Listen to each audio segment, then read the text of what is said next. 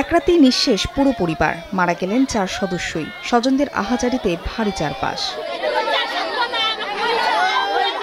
শুক্রবার সকালে পবা উপজেলার বামুনশিকড় এলাকার একটি বাসায় কৃষক মনিরুল, তার স্ত্রী স্বাধীনা বেগম, ছেলে মাহিম এবং মেয়ে মিথিলার মরদেহ দেখতে পান স্থানীয়রা। খবর পেয়ে পুলিশ গিয়ে মরদেহগুলো উদ্ধার করে।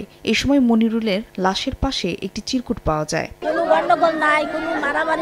স্থানীয়রা জানায়, বছর দুয়েক আগে জুয়া খেলে বিপুল টাকা দেনা হয় মনিরুলের। বিভিন্ন এনজিও থেকে ঋণ নেন তিনি। কৃষিকাজ ও জমি বিক্রি করে কিছু টাকা পরিশোধ করলেও পুরোপুরি শোধ হয়নি। আত্মীয় পরিজনের কাছ থেকেও খুব একটা সাহায্য পাননি। সেই হতাশা থেকেই হয়ে পড়েন অসুস্থ।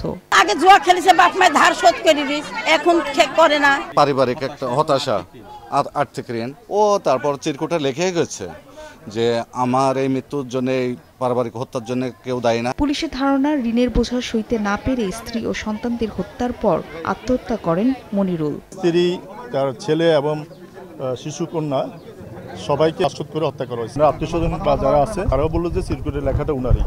তো উনার লেখা যেহেতু উনি নিজের আর্থিক অবস্থা, ঋণগ্রস্ততা এগুলো তো উল্লেখ করছে, তো আপাতত আমরা সেগুলোর উপর কাজ করব। আর এর পিছনে অন্য কারণ থাকতে পারে কিনা আমরা সেটা পরবর্তী ইনভেস্টিগেশনের মাধ্যমে আমরা জানতে পারব। ময়নাতদন্তের জন্য লাশগুলো রাজশাহী মেডিকেলে পাঠানো হয়েছে। এই ঘটনায় ছায়া তদন্ত শুরু করেছে পিবিআই, সিআইডি ও র্যাব। সময় সংবাদ, রাজশাহী।